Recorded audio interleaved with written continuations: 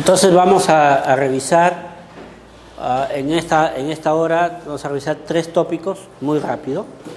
Uno es el de metabolismo, otro es el de distribución o circulación en sangre, que un poco como que ya les he ido avanzando un poquito en los momentos anteriores, y por último eliminación, o sea, los mecanismos para que los cuerpos, en particular de los mamíferos, eliminen los medicamentos, ¿no?, de sus organismos, ¿no?, o las drogas en general. Recuerden que cuando hablamos de medicamentos estamos hablando a la vez de cualquier tipo de droga, ¿no?, porque en realidad todas tienen y pasan por las mismas cosas, ¿no? Los que trabajan, por ejemplo, en el lado ambiental, deben de conocer que los organismos se exponen a sustancias tóxicas del ambiente. Muchas de estas sustancias tóxicas ingresan al organismo, por ejemplo los plaguicidas, ¿no?, DDT y otras cosas más, ingresan al organismo y siguen todas las etapas que estamos hablando ahorita, y por último terminan almacenándose en las grasas, ¿sí?, en las grasas, en esas células grasas, en los adipocitos, en las grasas en la sangre, en las grasas en los diferentes tejidos, y no salen, ¿ya? Por eso es que a veces usamos como marcadores los tejidos grasos de algunos animales, o por ejemplo los tejidos grasos del huevo de los pájaros, ¿sí? Ustedes habrán notado que mientras más uso de plaguicidas hay, menos gallinazos hay en el ambiente cercano a nosotros. Cuando aumentan los gallinazos es porque probablemente hemos dejado de poner mucho plaguicida. Pero ¿qué pasa? Que en el cuerpo de los gallinazos, como en el cuerpo de nosotros y en el cuerpo de las demás personas, se acumulan estas sustancias tóxicas en la grasa. Son muy liposolubles. Entonces, cuando queremos estudiarlos, tomamos muestras de grasa, ¿ya? Puede ser muestra de sangre, para ver la grasa de la sangre. Puede ser, en el caso de los animales, muestras de tejido. Y en el caso de las aves, muestras que se toman de la yema del huevo. En la yema del huevo hay grasas, ¿no?, como ustedes saben, se extraen las grasas y se miden los residuos de estos plaguicidas y los encuentras. Entonces, en el caso del DDT, por ejemplo, si ya no usamos DDT, ¿por qué te tomamos una muestra de sangre y sacamos niveles de DDT? En la época de tu abuelita, ella se expuso al DDT. Después tuvo sus hijos y les dio de lactar a sus hijos, ¿sí?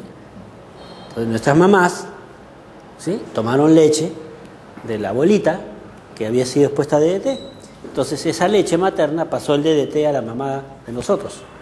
Y cuando nosotros nacimos y tomamos leche, también recibimos parte del DDT que tenía la mamá en su cuerpo, lo recibimos nosotros. Entonces va a pasar varias generaciones más, ¿no?, por el lado femenino, en que se va a ir transmitiendo el DDT, ¿no?, que aplicaron hace 80 años, el DDT a las siguientes generaciones. Y eso se suele quedar 250 años por lo general, ¿no?, en el ambiente, ¿ya? Entonces, por eso es que de alguna manera les enseñamos cosas como estas para que ustedes interpreten un poquito por qué está pasando esas cosas en el área que ustedes miran, ¿ya? El plomo es igual, el mercurio es igual, solo que ahí se mete al cuerpo y no sale, como vamos a ver en algunas láminas más adelante. Se mete, se pega a ciertos sitios y no sale más, ¿ya? Entonces la intoxicación con plomo, la intoxicación con mercurio, que es tan frecuente ahora, tanto en la zona donde hay minas, no solo en Cajamarca. Mercurio es un problema en varias partes del país. Por ejemplo, hay contaminación por mercurio en Arequipa, en la zona de Tía María y todas esas cosas. Hay contaminación por mercurio en Huancavelica, que es una contaminación que es increíblemente alta y uno no sabe. Muchas de las cosas de las enfermedades de esa gente se debe a eso. Y no se diga de la contaminación por mercurio, madre de Dios, ¿no?, los ríos, los peces y las personas, ¿no?, tienen cantidades de mercurio enormes, ¿no? Entonces ahí son problemas medioambientales a los que nos vamos a ir enfrentando de todas maneras, ¿no?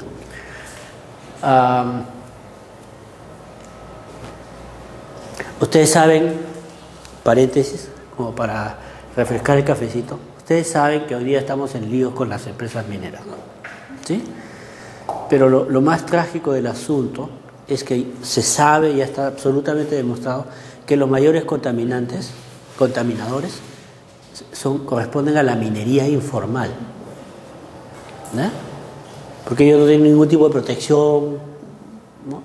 Y como se están extendiendo, es cada vez más fuerte la contaminación producida por los mineros informales. ¿Ok? Esa contaminación es mayor incluso que la generada por las mineras formales, por la minería formal, porque la minería formal está controlada, la otra no está controlada, ¿no? A una le hacen supervisiones, a la otra no la puede supervisar, entonces eso, ¿eh? Con estos problemas que tenemos, ¿okay? El gran favorecido es la minería informal. Pero claro, paras a la formal y alientas la informal, pues, ¿sí? Entonces lo que estamos haciendo es creciendo enormemente en minería informal. Y el problema no se resuelve.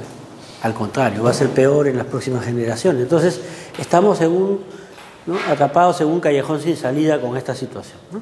Ok, vamos a la clase. De la slide que les comentamos antes, absorción, distribución, metabolismo y excreción, ¿ya? Una de las constantes es, para que entre el medicamento o la droga, entre a las células, se necesita la fracción sin carga, ¿verdad? En sangre, la fracción sin carga se va a pegar a las proteínas transportadoras y la fracción cargada se va a quedar libre en el plasma que tiene agua, ¿sí? Cuando hablemos de metabolismo, nos vamos a encontrar que la función del metabolismo es convertir a la fracción principalmente cargada, ¿sí? En algo más cargado, ¿ya? Lo que está con carga lo vamos a convertir en más cargado, y lo que está sin carga, que es difícil de sacar, a ese lo vamos a quitarle cada vez, ¿no? Vamos a ir poniéndole carga, ¿sí? O sea, quitándole la liposolubilidad para convertirlo en hidrosoluble, y eso lo hacemos metiéndole a la molécula radicales con carga, ¿sí? OH, COH, NH, CH, ¿ok? Ese es el mecanismo metabólico para ir cambiando, ¿no? A las moléculas, para irlas haciendo más solubles en agua. ¿Por qué? Porque todos nuestros sistemas de eliminación usan agua, todos. El principal, el riñón. Ustedes saben, sale la orina, es agua. La vía digestiva, o sea, la vía biliar, la vía digestiva, también bota la bilis, pero lo bota a un medio en el intestino lleno de agua, ¿de acuerdo? Entonces va a tratar de empujar hacia un medio que vaya con agua y se puede eliminar por las heces, ¿ok? La sudoración, el sudor, también es agua que sale. Las lágrimas, la saliva, la leche materna usan como vehículo agua. Entonces el principal vehículo para arrastrar los productos de eliminación es el agua. Entonces todo lo que vamos a tratar de eliminar, en la preferencia le vamos a dar, ¿no? Convertirlo en solubles en agua hasta donde podamos, ¿no? Para poderlo sacar. Ok, entonces el metabolismo son procesos biológicos por los que sustancias que son producidas por nuestro cuerpo o que vienen del extranjero, a eso les llamamos exógenas o xenobióticas, ¿no? Se modifican en el organismo. ¿En qué? En sus propiedades químicas, físico-químicas o en sus estructuras, de tal manera que lo convirtamos de liposoluble a menos liposoluble y más soluble en agua. Entonces, en general, el metabolismo tiene dos fases. Una fase primera que convierte, o sea, que mete a las moléculas radicales para solubilizarlo en agua, radicales polares, ¿eh? Y una segunda fase en la cual, como ya les hemos quitado un poco de solubilidad, ahora los vamos a convertir en moléculas diferentes, ¿sí? Si no lo pudimos bajar su liposolubilidad en la primera, ahora le vamos a agarrar, usando otras moléculas, vamos a combinar pedazos de ellas para poderlo sacar. O sea, un proceso sintético, ¿no? Un proceso de síntesis, de generación de nuevos productos. Y aquí salen metabolitos polares, solubles en agua, inactivos y por supuesto excretables. ¿Ok? La primera etapa, agarramos a la molécula y le metemos radicales, ¿no? Radicales, OH, COH, NH, en fin, polares, y la volvemos polar. Si la molécula ya es lo suficientemente soluble en agua, se va a ir de frente. Pero si esta molécula todavía conserva liposolubilidad, entonces va a pasar a la fase 2. Y en la fase 2 voy a agarrar la molécula, esta que viene de fase 1, y otra molécula que el cuerpo va a darnos, ¿sí? Para poder agarrar un pedazo de acá y generar una nueva molécula para poderlo botar del cuerpo. Ese es más o menos el mecanismo. Entonces, transformar a los xenobióticos en productos más polares y más solubles en agua. Ese es el objetivo general.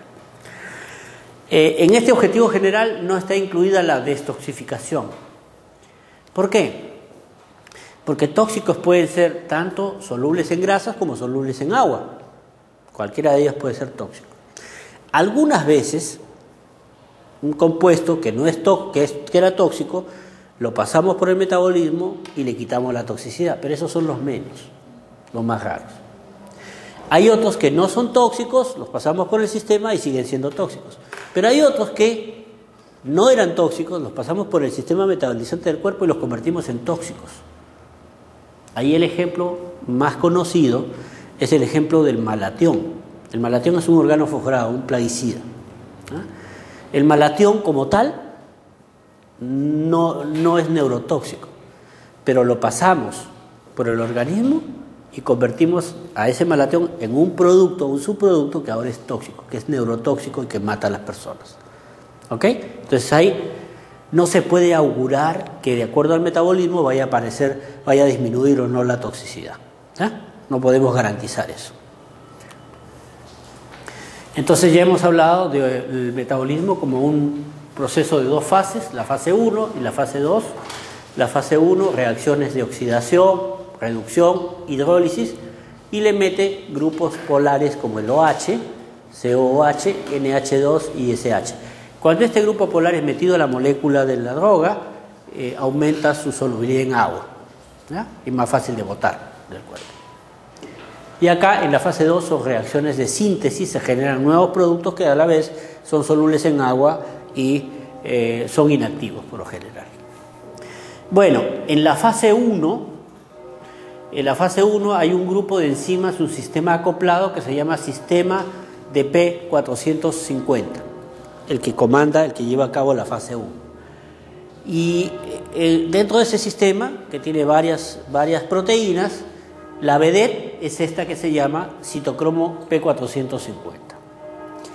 Este citocromo es muy peculiar, porque esta es una proteína que tiene grupo M en su sitio activo. Es una hemoproteína. Como cualquier hemoproteína, debería de absorber a 420 nanómetros. Pero allá por el año 58, un grupo de bioquímicos en Estados Unidos, liderados por el doctor Klingenberg, descubrieron a esta proteína P450 y se dieron cuenta que dependiente del estado de oxidación o reducción de la proteína, el pico de absorción variaba de 420, típico de una hemoproteína, variaba a 450 nanómetros. ¿Sí? Entonces uno podía medir el estado de oxidación o reducción de las soluciones de la enzima por este cambio del pico de absorción. Como este era un cambio raro, no frecuente, le dieron el nombre a esta proteína que habían descubierto de citocromo, porque es un colorante de la célula, y absorbe a 450, citocromo P450. Hoy día, ya para los bioquímicos le han dado otro nombre, que es CYP, que es equivalente a P450, que es el nuevo nombre bioquímico. Pero durante más de 50 años se estudió muchas cosas bajo el nombre de citocromo P450. ¿Dónde está ubicado en la célula el citocromo P450? Bueno, esto es el retículo endoplasmático liso, ¿no?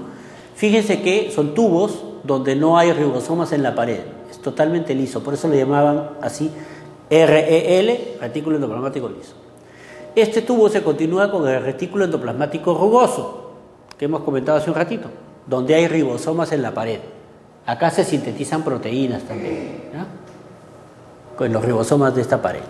Y acá está el Golgi, que continúa el retículo endoplasmático rugoso, ¿no? Y que hemos estado comentando que es importante para la vehiculización de las proteínas, ¿no? Que se van produciendo. Acá tenemos el núcleo, acá tenemos la mitocondria, etcétera, ¿no? Por acá hay unos lisosomas, etcétera. ¿Ok? Entonces, ¿dónde está esta enzima? P450 está acá, en la pared, en la membrana, en la pared del retículo endoplasmático liso. Ahí está la enzima y sus cofactores de la enzima. ¿Dónde está esta P450? Es un sistema enzimático, ¿no?, en el retículo endoplasmático liso. También se llama fracción microsomial. Al retículo endoplasmático liso le llaman también fracción microsomial, ¿no? No solo del hígado, en todas las células del cuerpo hay reacciones de fase 1, pero principalmente en el hígado. También existe, ¿no?, en el citosol de células de varios órganos, además del hígado, en el intestino, en el riñón, en el pulmón, en los adrenales, en el cerebro, en la piel. Son una serie de órganos, de toda la totalidad de órganos del cuerpo que metabolizan, ¿no? Es un sistema enzimático acoplado a, acá está el citocromo P450, a una reductasa, una enzima, y a una flavoproteína. O sea, son tres componentes que forman ese sistema. Y ese sistema, característicamente, lo que hace es, entre las tres proteínas, agarra y traslada electrones, ¿no? Va trasladando electrones de un lado a otro para esas actividades enzimáticas que hemos estado hablando, ¿no? La reducción, la oxidación y todas esas cosas. Le llaman monooxigenasa de función mixta porque le mete un oxígeno molecular a la molécula que está atacando, ¿no? Y esta es una particularidad interesante. Esta es una superfamilia de isoenzimas, numerosas isoenzimas. ¿Qué cosa es una isoenzima? Una isoenzima es una proteína con la misma actividad enzimática que la enzima original, solo que han cambiado algunos aminoácidos de la secuencia, cambian y se convierte en una isoenzima. O sea, es un primo hermano de la enzima original. Y de estas hay como 120. Es un enorme familión de isoenzimas. Pero ¿qué es lo que llama la atención? Que cada una de ellas tiene cierta especificidad por un sustrato diferente o un grupo de sustratos diferentes. Y entonces se vuelve una enzima muy importante en nuestro metabolismo. Bueno, en general metabolizan xenobióticos. Un grupo peculiar de P450 se encarga de metabolizar los cancerígenos.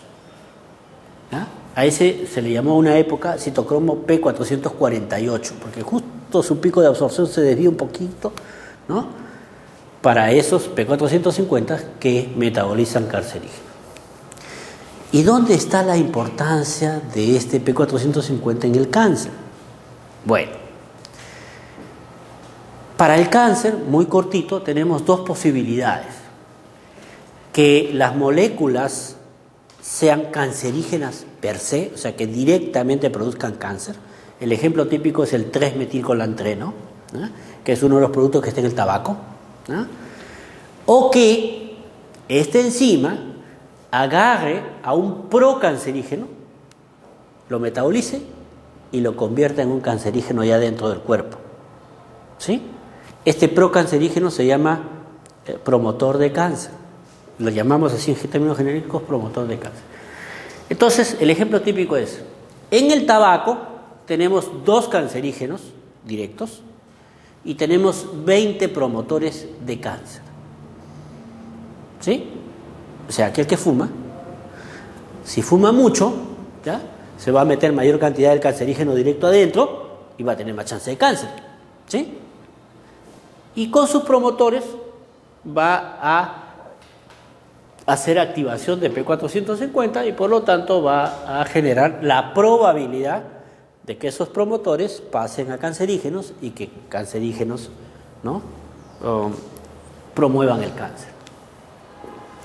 Pero ya ahora esta segunda etapa ya es una etapa media probabilística. ¿Por qué? Porque como no todos tenemos los mismos genes, aquellos que tengan los genes para tener mayor parte de P448 expresables, esos van a tener mayor chance de convertirse en cancerígenos y por lo tanto de tener más probabilidad de cáncer.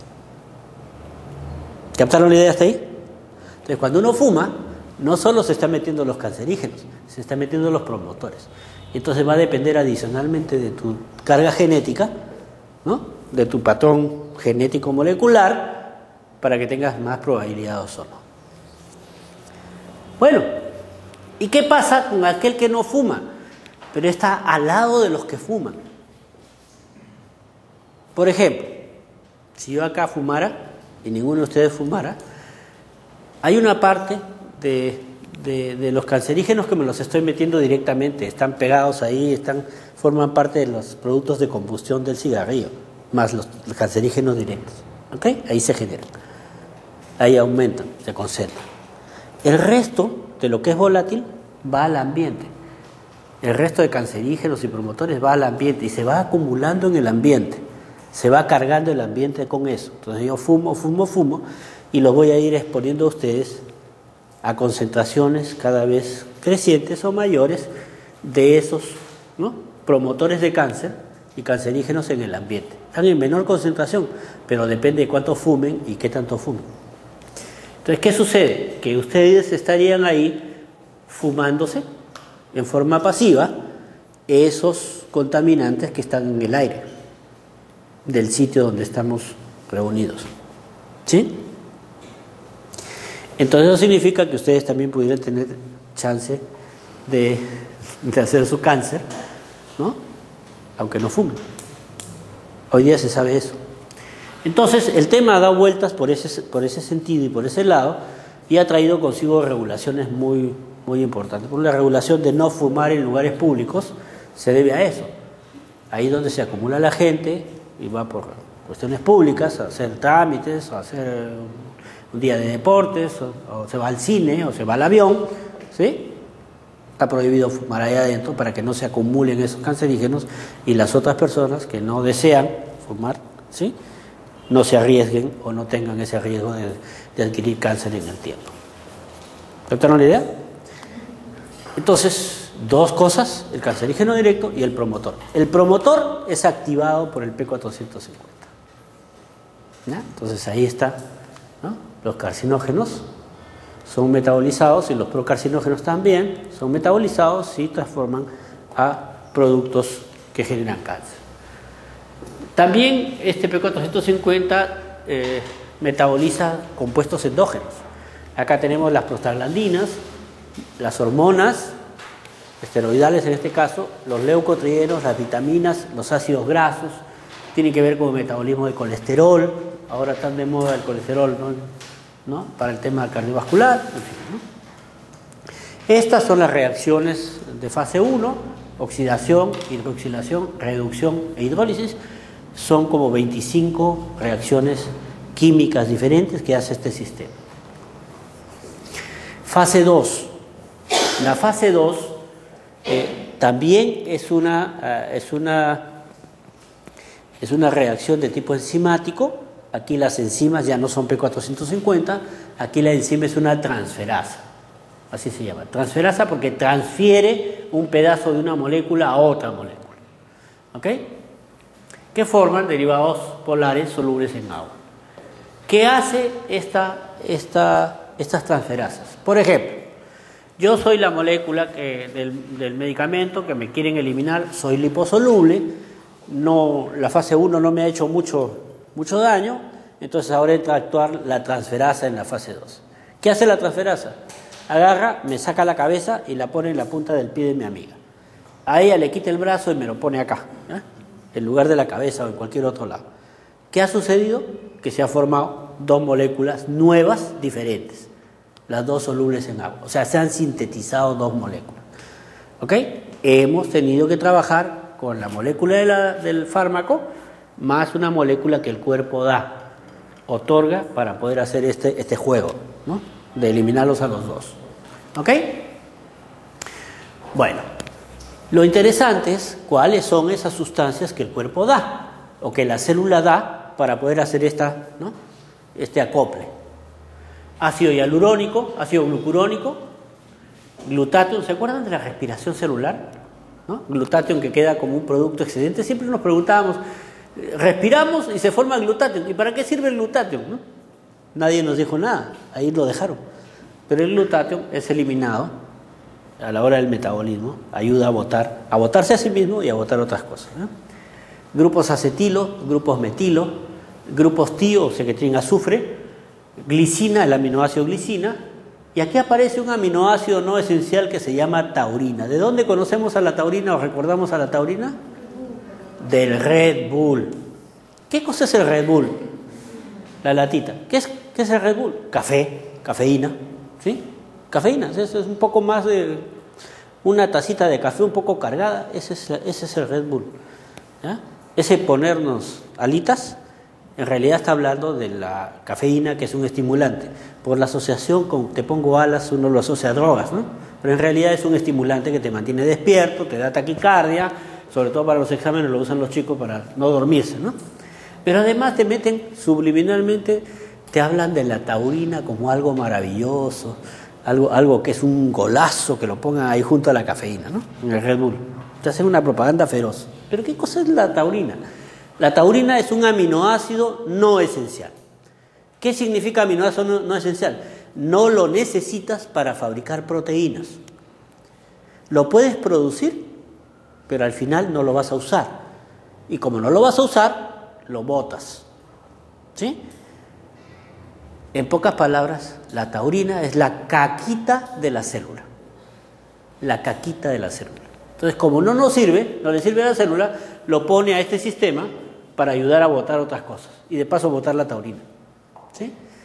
Entonces, cada vez que miramos la propaganda y nos ofrece Red Bull, lo que nos están ofreciendo es un café caro, 8 soles la lata.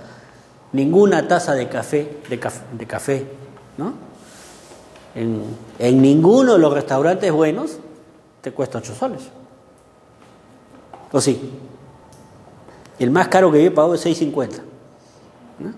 En un buen restaurante, Hard Rock, ¿no? O cualquiera de los otros sitios, un buen café de calidad y fuerte no te cuesta más de 6.50. Ahí la lata te cuesta 8 soles, empezando por 8, ¿no? Y hay chicos que se toman 3 o 4 latas cuando dan examen, ¿no? En la época de los exámenes. No les voy a hablar de la memoria porque nos alargaríamos el tiempo. De repente mañana un ratito hablamos de Red Bull, cafeína y memoria, el tema de la memoria para aprender, para que comentemos algunas cosas. ¿Ok? Otro producto es glucosamina. Todos estos son productos de degradación celular, ¿eh? Son caquita de las células, ¿eh? Caquita. Se usan para botar. Y ahí nosotros pagamos porque nos den caquita de la célula para que lo tomemos, ¿no? ¿Eh? Claro, el que no sabe, atraca. Pues el que sabe no puede, ya lo hace de otra razón, ¿no? Por otra razón. Si quieren tomar café, tómense un buen café. Punto. Más barato. ¿Ok? Bueno. Esta familia de citocromos P450, que tienen un montón de isoenzimas, estas isoenzimas va a haber un grupo de unas entre 7 y 10, dependiendo de la especie, entre 7 y 10 proteínas que llamamos del grupo core, que siempre van a estar en todas las células, ¿ah? Pero entre las células de un tejido versus las de otro tejido empiezan a aparecer otras adicionales que acompañan. Entonces eso le da ciertas características a algunos tejidos de metabolizar algunas cosas y a otros tejidos de metabolizar otras, ¿ah? En la secuencia. Pero se han encontrado en el genoma humano, se han encontrado 53 genes diferentes y acá hay 54 pseudogenes. ¿Qué cosa es un pseudogen? Un pseudogen es una secuencia de DNA que codifica una proteína que se parece mucho, que es del grupo de la familia de los P450, pero que cuando armas haces que se exprese el gen, lo que sale es una proteína para la cual no conoces sustrato, ni sabes lo que hace, ¿eh? Por lo menos ahora. Entonces, lo que se interpreta de esto es que esa es nuestra probabilidad futura, ¿no?, de defendernos contra otros tipos de moléculas que vayan a ir apareciendo en el tiempo, ¿eh? Esa es más o menos la esperanza. Bueno, este sistema de P450 se encarga de metabolizar 4.900.500, ¿no? Entonces son más o menos de 5 millones casi que tenemos de moléculas que podríamos absorber, interactuar y metabolizar. El P450 se metaboliza la gran mayoría, ¿no? Casi todos.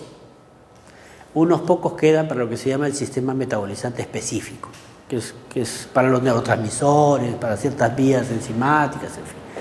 Pero este es el sistema más importante de metabolismo de nuestro cuerpo. Se llama metabolismo en específico, la vía de fase 1 por P450, que metaboliza a la gran mayoría de las sustancias endógenas y exógenas que entran al cuerpo. Ok, ¿qué cosa influencia el metabolismo en los modelos animales y el metabolismo en los seres humanos? Estos factores. El primer factor es la inducción enzimática. Ya hemos hablado hace un ratito de la inducción enzimática como causante de la tolerancia a las drogas, ¿sí? La tolerancia a los medicamentos en el uso crónico. ¿Qué pasa ahí? Pasa que la célula empieza a recibir el medicamento de uso crónico, entonces se encarga de irlo metabolizando. Pero al poco tiempo se da cuenta de que está entrando esta droga a repetición. Entonces se produce la activación de algo que vamos a ver en la clase de continuación, que se llama receptor nuclear.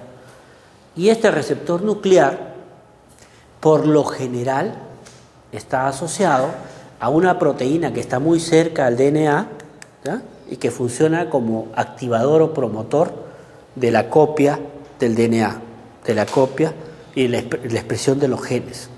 Entonces, llega esta droga, se para encima del factor coactivador y este factor hace que arranque la copia del gen en el DNA. Y lo que se produce a la larga es más enzima destructora. ¿De acuerdo? Ahí está actuando un receptor nuclear en particular. Bueno, y eso trae consigo la alteración de la velocidad de metabolización de la misma droga. Pero como el P450 es una enzima que puede actuar sobre varios sustratos, al aumentar puede producir que no solo se metabolice la misma droga que está generando la inducción, sino que a la vez este P450 actúe sobre muchas otras sustancias más y se las coma más rápido también. Entonces aparece lo que se llama interacción entre medicamentos o entre drogas. Alterando una, puedes alterar otras, ¿sí?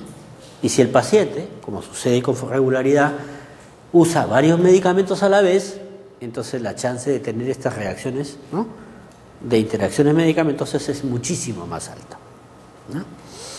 Es más, tú puedes estar induciendo P450, ahorita no estás enferma de otra cosa, y mañana te da otra enfermedad, ¡pac!, recurrente o aguda. Entonces el médico te da un tratamiento para la otra enfermedad. Pero resulta que ya tú venías con niveles altos de enzima destructora. El medicamento que te da el médico resulta que no funciona bien. Dice, uy, ¿qué pasó acá? Necesita más dosis. El médico te empieza a dar más dosis, más dosis, más dosis. Y de repente estás con medicación alta en ambos lados. Ponte que te mejoraste de la primera enfermedad y te quitaron la droga. Resulta que la segunda se quedó alta, porque ya quitaste un inductor y ahora te quedas con la otra droga alta y se producen interacciones o intoxicaciones severas. Entonces el asunto es bien complejo desde el punto de vista que uno interactúa con otro y puede interactuar con muchos a la vez, ¿no? Inhibición enzimática. Imagínense que entre una molécula de droga que vaya y sea bloqueante del P450. Va y se mete al sitio activo, ¡pac!, y ya no lo deja metabolizar sustancias, ¿sí? Entonces imaginan lo que va a pasar con el metabolismo, no solo de esta droga, sino de otras drogas más, ¿sí? Se van a alterar, ¿no es cierto? Una droga puede alterar varias, el metabolismo de varias drogas a la vez. El otro tema es el polimorfismo genético. Cuando hablamos de polimorfismo genético nos referimos a enzimas que pueden ser muy activas, altamente eficientes, y otras enzimas del mismo tipo, pero menos eficientes. Son variantes, ¿eh? A ver, le voy a contar. Anfetaminas. ¿Quién no ha escuchado hablar del éxtasis? ¿Eh? Una pepa de moda, ¿no? ¿Quién no ha escuchado hablar del cristal? Que es una nueva droga del tipo del éxtasis que ahora se vende en las discotecas, ¿no? ¿Ok? Bueno, ¿qué hace el éxtasis? El éxtasis, ¿no?, produce... Normalmente dura 4 horas su efecto, ¿sí?, al nivel de nuestras enzimas normales de destrucción. ¿Se imaginan qué pasaría a una persona cuyo sistema de destrucción es menos activo? ¿Sus enzimas son menos veloces? ¿Sí? Entonces significaría que el éxtasis, en lugar de estar circulando solo por 4 horas, ahora va a circular 24 horas. Y el efecto de 4 horas se traslada a 24 horas. Esos son los patas que decimos que se quedan pegados al techo por 24 horas. ¿Ya? Eso sucede con una variante genética, ¿ya?, de polimorfismo genético. ¿Sí? Que hay algunos sujetos que se quedan pegados, pues, ¿sí? Y es porque sus genes, ¿no?, dan enzimas que actúan muy lento y que no lo destruye tan rápido. Cafeína, café. Ustedes habrán notado que hay algunas personas que toman media tacita de café y no duermen 3 días o 3 noches, ¿sí? Y hay otras personas que toman 1 taza, 2 tazas, 5 tazas, 10 tazas y no les pasa nada con su sueño. El metabolizador rápido es aquel que aguanta un montón de café, ¿sí? Entonces tiene una enzima que es veloz, te tomas el café, lo destruye a velocidad normal o velocidad rápida, ¿sí? Se toma 1 taza más de café y no le pasa nada, se lo está destruyendo. Pero ¿qué pasa con ese que tiene, el que es metabolizador lento? El que es metabolizador lento no se lo va a comer tan rápido y la cafeína va a acumularse en sangre y va a durar muchas horas más. Entonces ese es el pata que se pone nervioso, que le tiemblan las manos, que no puede dormir, ¿ya?, 2 o 3 días. La pregunta es, oye, ¿y qué tan frecuente es? Bueno, menos del 5% de los peruanos son metabolizadores lentos. 95% son metabolizadores rápidos. La mayoría de aquí probablemente sea metabolizador rápido.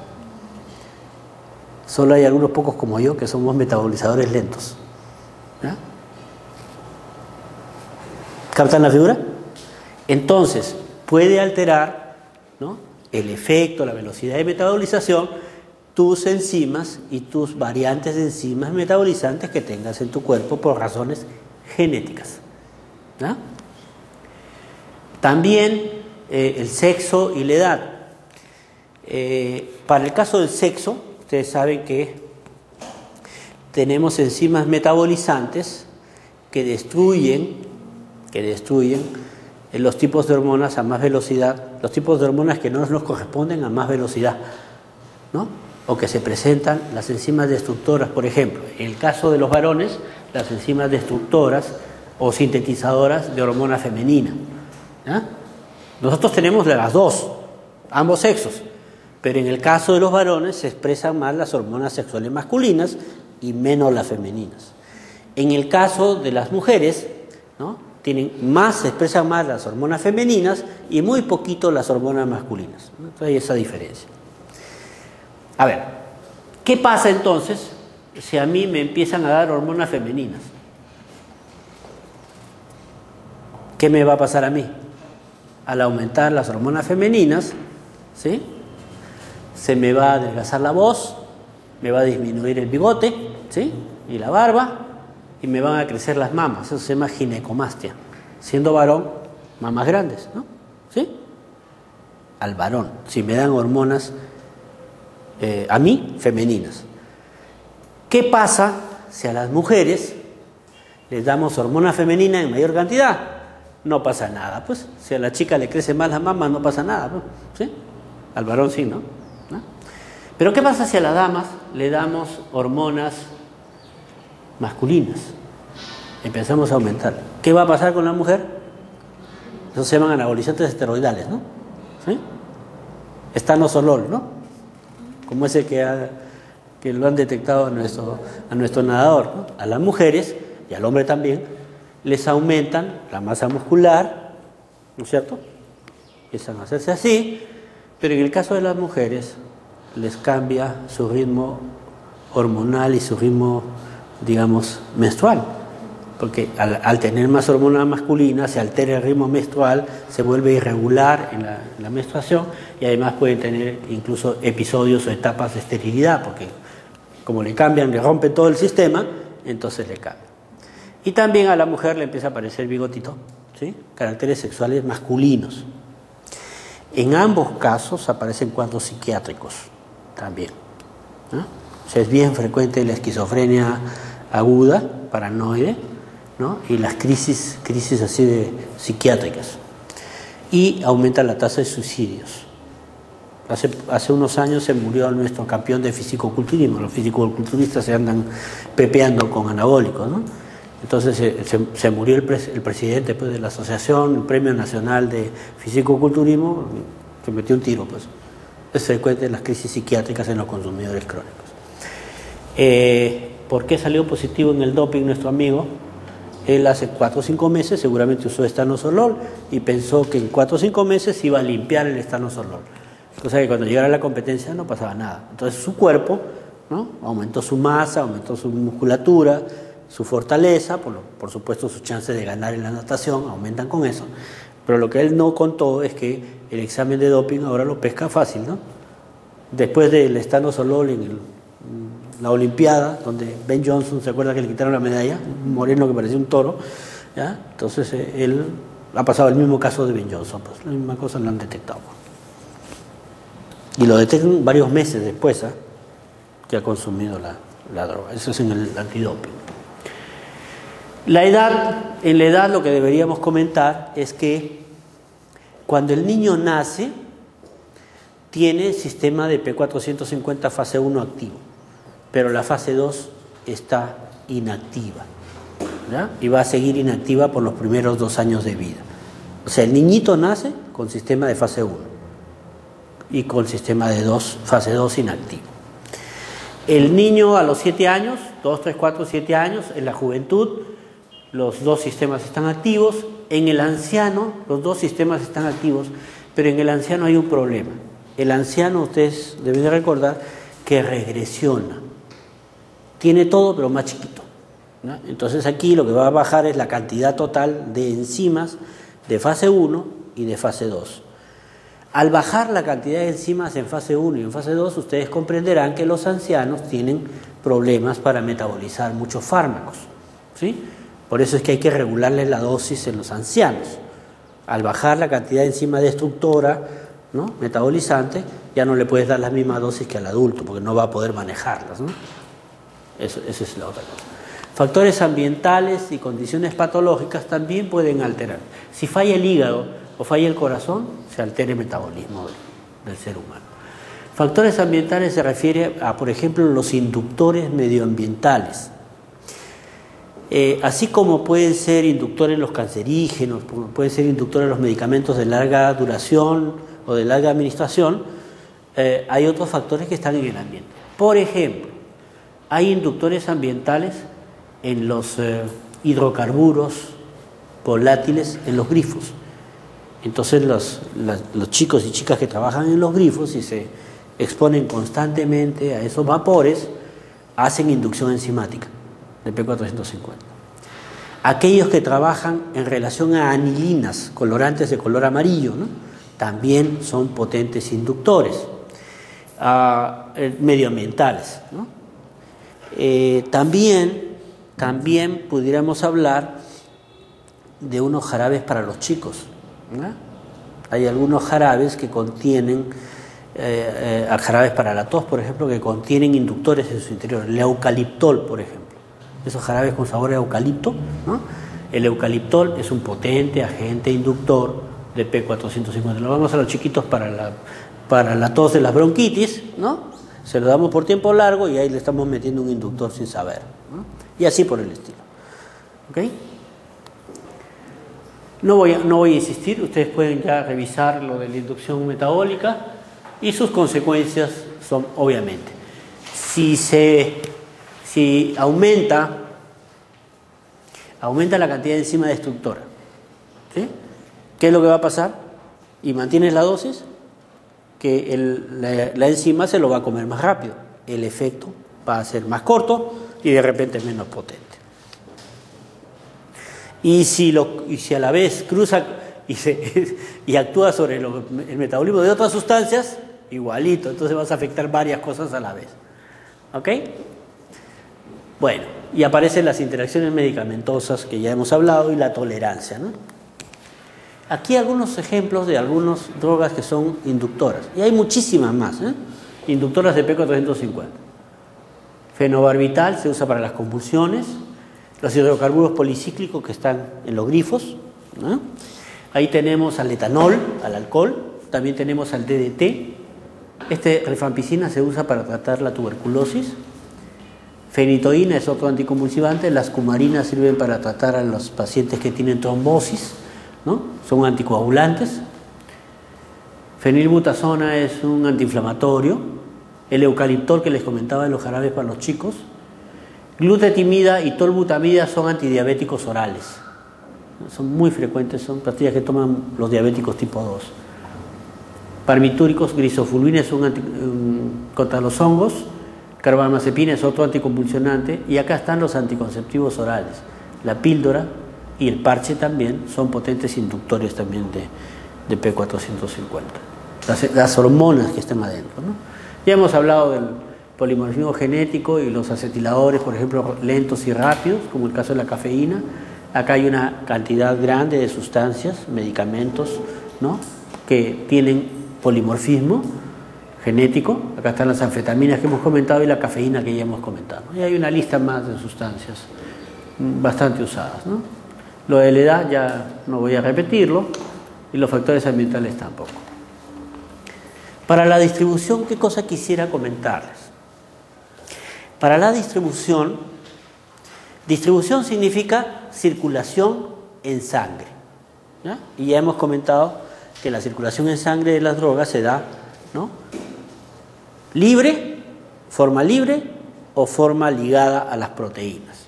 La forma libre es la molécula con carga y la forma ligada es la droga sin carga, ¿no? La droga libre o forma sin carga, ¿no? ¿Ok? Entonces, estamos aquí, en esta zona de acá, la circulación en sangre y en el plasma, ¿no? Bueno, esto ya lo hemos visto. Esta etapa de la curva corresponde principalmente a absorción, este pico de acá a la distribución o circulación en sangre, esta parte de caída al metabolismo y esta última parte a la eliminación de la droga del fármaco. Esta es la curva en sangre, ¿no?, de la droga en sangre, más o menos qué cosa está marcando cada parte de la curva. Y en realidad habla de la circulación dentro del torrente sanguíneo, ¿no? Acá hay dos fases. Al comienzo de la distribución lo que tenemos es que el medicamento se está absorbiendo y se está acumulando en sangre, ¿no? ¿Sí? Y se está distribuyendo en sangre. Al pH 7.4 hay cargado y no cargado, y hasta ya saben a dónde va cada parte de esas fracciones. La segunda fase, la primera fase llega la droga a los órganos que tienen más circulación. ¿Cuáles son los órganos que tienen más circulación? Corazón, pulmones, cerebro, ¿sí?, y riñones. Esos cuatro son los que tienen mayor cantidad de sangre que les llega, porque cuando no les llega hay un problema de salud del paciente. La segunda fase, la droga llega por igual a todos los órganos. O sea, en esta primera fase pueden tardarse minutos y hasta horas. Y esto ya es la parte final, más avanzada de la acción de la droga. En la distribución hay una serie de constantes y fórmulas para el cálculo y todo eso. Pero lo más importante de la distribución es este indicador que se llama volumen, este parámetro se llama volumen de distribución. ¿Qué significa volumen de distribución? Significa en cuánto volumen de líquido del cuerpo puede ser distribuido cada medicamento o cada droga. ¿Ok? Y aquí el parámetro es volumen aparente de distribución. En realidad el volumen aparente de distribución es un valor que se obtiene usando una gráfica, ¿no?, y un cálculo estadístico, ¿no?, para el tiempo cero de la distribución. Eso es lo que se busca calcular. ¿Ok? Dentro de la distribución, un parámetro importante viene a ser el tiempo de vida media del compuesto. Usualmente el tiempo de vida media en sangre, ¿eh? Y esto se define como el tiempo que se tarda en bajar la concentración del fármaco en sangre a la mitad. Eso significa el parámetro, ¿no? Tiempo de vida media es cuánto tiempo se tarda en pasar a la mitad, en bajar a la mitad. ¿Ok? Bueno.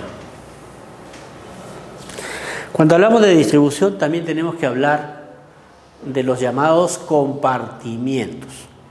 ¿Ok? Dentro del cuerpo existen un compartimiento dentro de los vasos sanguíneos.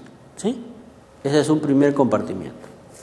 Un segundo compartimiento habla del líquido que está fuera del vaso sanguíneo, pero también fuera de las células. Eso se llama espacio extravascular, extracelular. Es un segundo espacio donde hay líquido. Y el tercer espacio, en términos concretos, es el líquido que está dentro de las células. ¿Sí? Entonces tenemos líquido en el vaso sanguíneo, ¿no?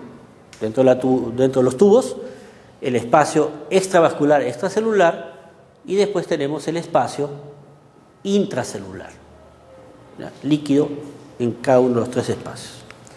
Entonces, para esto existen cada fármaco va a tener un patrón de distribución en uno o más espacios de estos que hemos comentado. ¿Sí? Entonces van a aparecer lo que se llama el modelo monocompartimental, o sea, de un solo compartimiento, un modelo de dos compartimientos y un modelo de múltiples compartimientos. ¿Sí? El otro que hemos hablado, o varios más, ¿no? que van a ir apareciendo.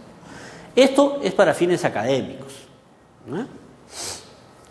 Por ejemplo, el alcohol, el etanol, tiene un modelo monocompartimental, porque el etanol es una molécula chiquitita que es soluble en agua y se distribuye en todas las aguas del cuerpo, todos los líquidos del cuerpo. ¿Sí? Entonces el etanol tiene un enorme volumen de distribución, muy grande. Lo contrario, la albúmina es una proteína grandota, y las gamma-globulinas también. Son proteínas grandotas, que una vez que entraron al espacio intravascular ya no salen de ahí, casi no salen, demoran muchísimo en salir, solo están adentro de ese espacio llamado sanguíneo, ¿no? En el espacio intravascular. Si están ahí, para que salgan de ahí va a pasar días, ¿no? Por lo general se acepta que solamente se distribuye en el espacio intravascular, a diferencia del alcohol, que se distribuye en todos los espacios que tengamos, ¿no? Todos los líquidos del cuerpo. Ok. Esto no se ve bien. En realidad hay unas curvitas acá, pero ustedes lo van a ver en la diapositiva ahí. Dependiendo de la forma en que se administre, uno va a tener diferentes tipos de compartimientos. Bueno,